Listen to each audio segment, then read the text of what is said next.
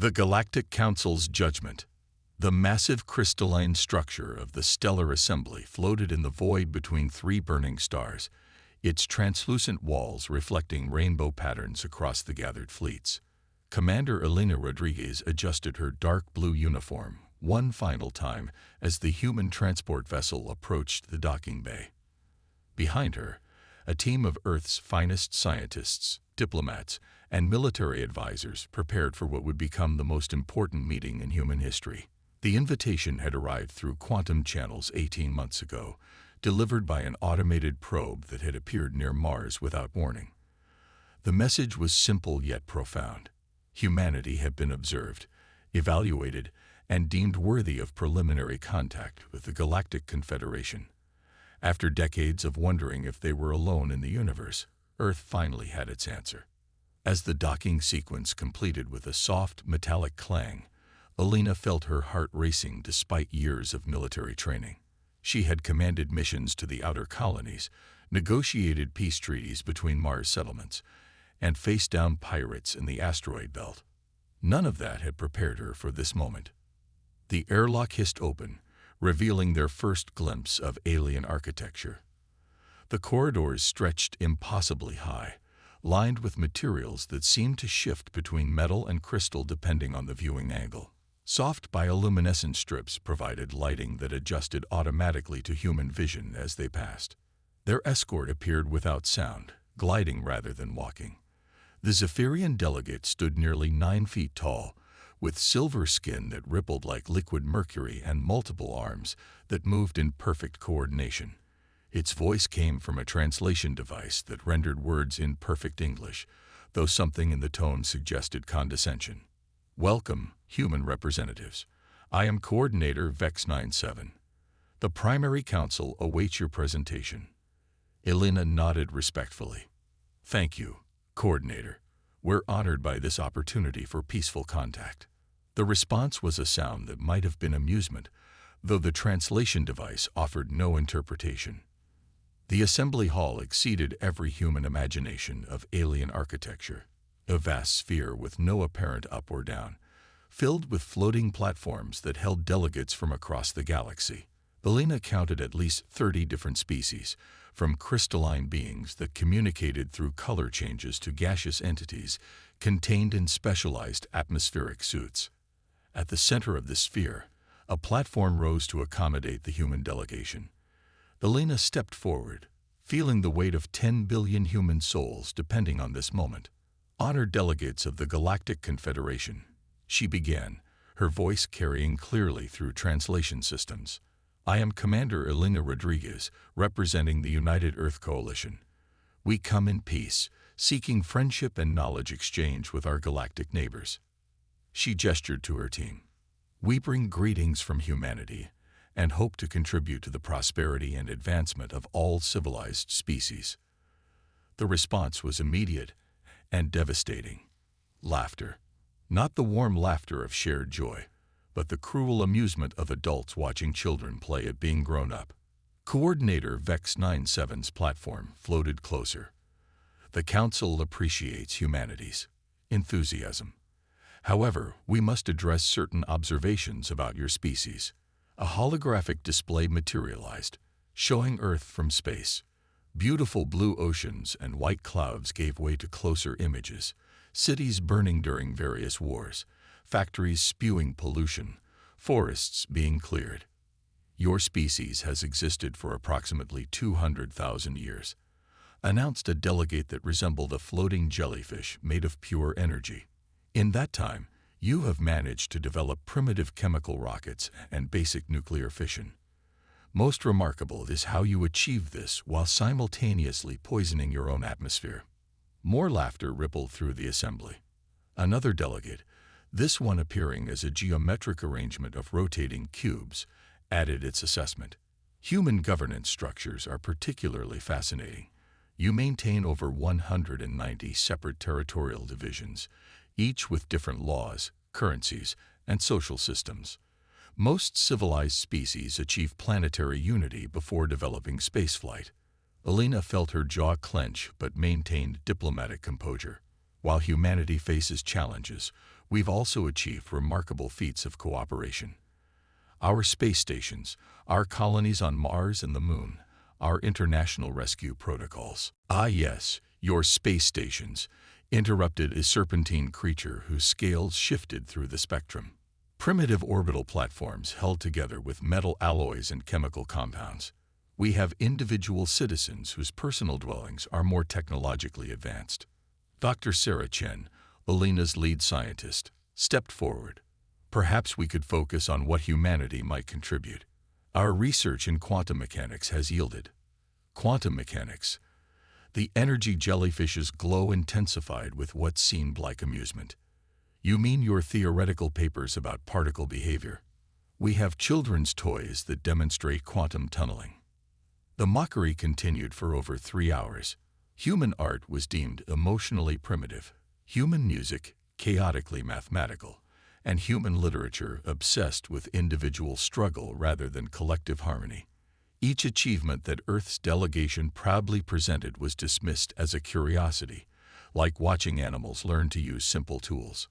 Coordinator Vex97 finally called for order.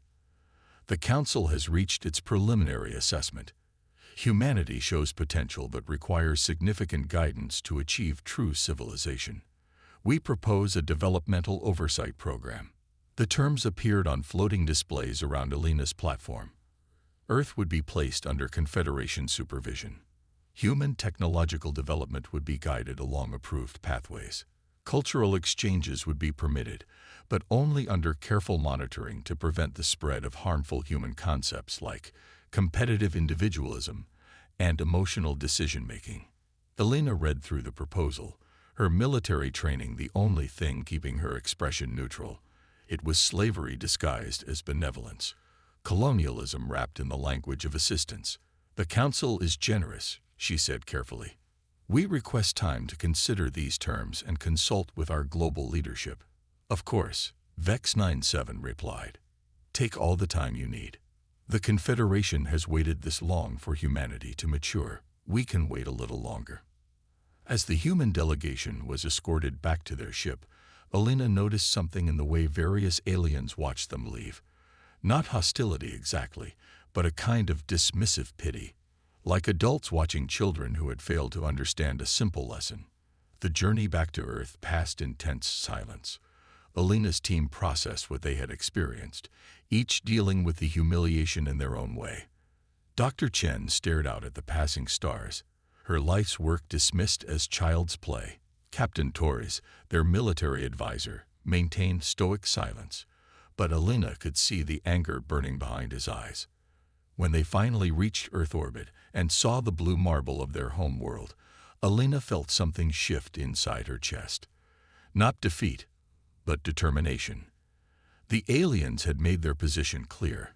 Humanity was nothing more than an interesting pet species to be guided and controlled. The emergency session of the Global Council lasted 14 hours. Alina presented the Confederation's offer while world leaders processed the reality of their situation. The debate was fierce but brief.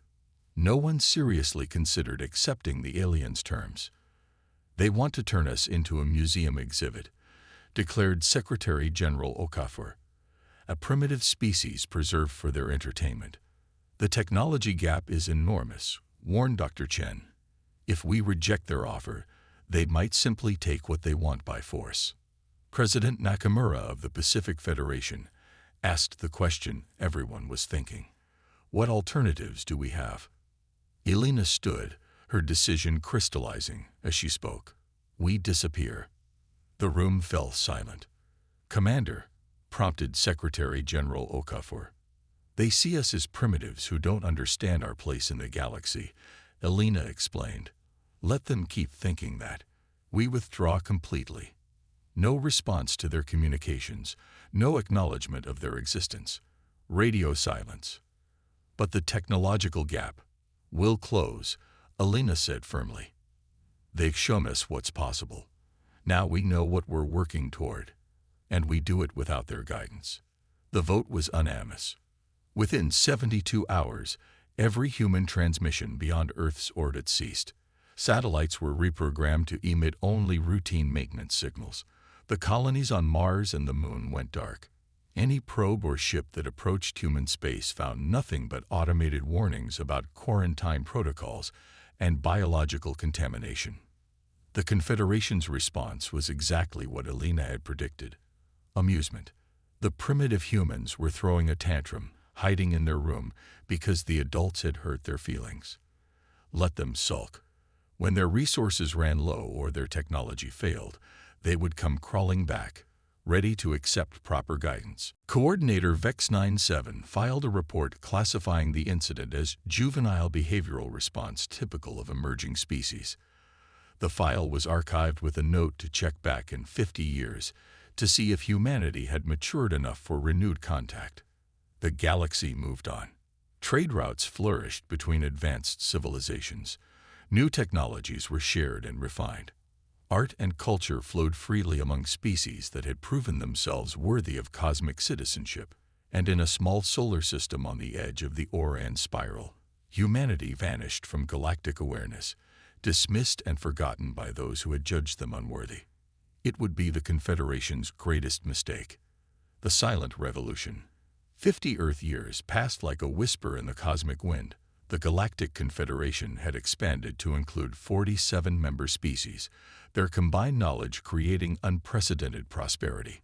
Trade vessels carried exotic goods between star systems, scientific data was shared across quantum networks, and cultural exchanges enriched civilizations throughout the galaxy. Yet something was wrong. Dr. Kex-14, the Confederation's most renowned innovation theorist, floated in her research chamber surrounded by holographic displays showing technological development curves. For the past decade, the rate of breakthrough discoveries had slowed dramatically, not stopped, but slowed to a crawl that concerned the highest levels of government. The pattern is undeniable, she reported to the High Council. Cross-referencing innovation data from the past 5 decades shows a clear decline in revolutionary thinking across all member species. Coordinator VEX-97, now promoted to High Chancellor, reviewed the data with growing concern. Efficiency improvements continue steadily. Refinements to existing technology proceed as expected. But truly novel concepts have virtually disappeared, Dr. Kex-14 confirmed. We're becoming victims of our own success. Perfect cooperation and logical thinking have eliminated the chaotic creativity that drives breakthrough innovation. The revelation sent shockwaves through the Confederation. How could the galaxy's most advanced civilizations be losing their ability to innovate? The answer came from an unexpected source. Archivist Moore77 had been reviewing historical data when she stumbled across files marked with an unusual designation: Species 7,834,521,003. Human/Homo sapiens. Status: developmental rejection/no contact. Curious, she accessed the records and found something that made her crystalline form flicker with excitement. High Chancellor, she transmitted urgently. You need to see this immediately. The archived footage from humanity's first contact 50 years ago played in the High Council chamber. But this time, instead of watching with dismissive amusement, the delegates analyzed human responses with growing astonishment. Look at this. Archivist Moore77 highlighted specific moments. When we mocked their art for being emotionally primitive, notice their facial expressions. They're not hurt, they're angry. And look here, when we criticize their competitive individualism, their military representatives' biometric readings show calculation, not submission. Dr. Kex-14's excitement was palpable. They weren't being primitive. They were being creative. Every flaw we'd identified. Emotional decision-making, competitive individualism, chaotic social structures. These are the exact elements missing from our current innovation paradigm. High Chancellor VEX-97 processed this information with growing dread. You're suggesting that we dismissed exactly the qualities we needed for continued advancement. More than that, the archivist continued. I've been analyzing our most significant breakthroughs over the past 5 decades. Every single major innovation can be traced back to concepts that mirror patterns found in archived human literature, music, or theoretical papers. The evidence was overwhelming. Confederation scientists had unconsciously adopted human approaches to problem-solving. The quantum computing breakthrough that revolutionized galactic communications was based on principles first theorized in human academic papers. The bioarchitectural advances that created self-repairing space stations followed designs remarkably similar to human artistic concepts of organic machinery. Most shocking of all, the recently developed emotion response protocols that had improved interspecies diplomacy were directly inspired by human methods of conflict resolution. "We've been parasites," Dr. Kex-14 said bluntly, "feeding off human creativity while refusing to acknowledge its value." High Chancellor Vex-97 made the decision immediately. Initiate contact protocols. Full diplomatic approach. We need to reestablish relations with humanity. But when Confederation ships arrived at Earth's solar system, they found something impossible. The system was empty, not destroyed, not abandoned, but simply absent. Space-time itself seemed to bend around where Earth should have been, creating a zone that sensor readings couldn't penetrate.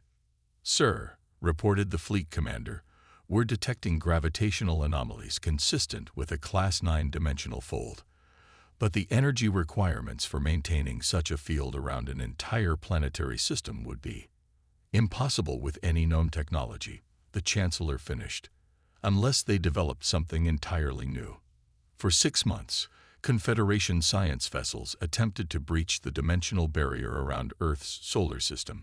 Every approach failed. The barrier wasn't just hiding humanity. It was protecting them with technology that surpassed anything in Confederation archives. The breakthrough came when Dr. Kex-14 recognized patterns in the barrier's energy fluctuations. "It's not just a shield," she realized. "It's a message. They're broadcasting on quantum frequencies, but in a format we don't recognize." Months of analysis revealed the truth. Humanity had developed an entirely new form of communication, one that required intuitive rather than logical interpretation. When finally decoded, the message was simple. "We heard you. We learned. We adapted. If you wish to speak with us now, you will do so as equals." The implications hit the Confederation like a stellar collapse. Humanity hadn't just survived their isolation. They had transcended it. In 50 years, they had accomplished what had taken the galaxy's most advanced species millennia to achieve. High Chancellor Vex-97 personally led the response delegation when humanity finally agreed to a meeting. The neutral space station that materialized for the encounter was beyond anything in Confederation archives, a structure that seemed to exist in multiple dimensions, simultaneously, beautiful and impossible. Commander Elena Rodriguez, now bearing the title of Earth's first speaker, greeted them with a smile that carried no warmth. 50 years had aged her, but her eyes held depths that hadn't been there before. "High Chancellor," she said simply, "how nice to see you again." The negotiation lasted 3 days. Humanity presented achievements that left the Confederation delegates speechless. They had solved the energy crisis using technologies that harvested power from dimensional boundaries. They had developed medical treatments that could repair damage at the quantum level. Their ships moved through space in ways that made conventional physics seem like children's games. But most importantly, they had maintained their humanity. Their art had evolved into forms that influenced reality itself. Their music could alter the emotional states of entire populations. Their literature explored concepts of individual growth within collective harmony that the Confederation had never imagined possible. "You dismissed us as emotionally primitive," Elena said during the final session. "You were wrong. Emotion isn't the opposite of logic. It's logic's missing component. You created a galaxy of perfect efficiency with no room for the unexpected, the illogical, the beautifully impossible. And now we find ourselves in need of exactly those qualities," High Chancellor Vex-97 admitted. "The Confederation requests formal partnership with humanity. Equal standing, equal representation, equal voice in galactic affairs." Elena's smile finally carried some warmth. "Counterproposal. We offer to share our innovations. We'll provide the creative chaos your perfect systems need, but we maintain our independence. No oversight, no guidance, no protection. The terms are acceptable. Good, because those aren't terms, they're facts. You had your chance to shape humanity 50 years ago. Now humanity shapes itself. As the human delegation prepared to leave, Alina paused at the airlock. Oh, and Chancellor, that developmental oversight program you proposed, we've created something similar. For species that have achieved technological advancement but forgotten how to dream. The station dissolved around them like a mirage, leaving the Confederation fleet alone with their thoughts and a fundamental truth. They were no longer the teachers in this cosmic classroom. Humanity had graduated, and now class was in session for everyone else.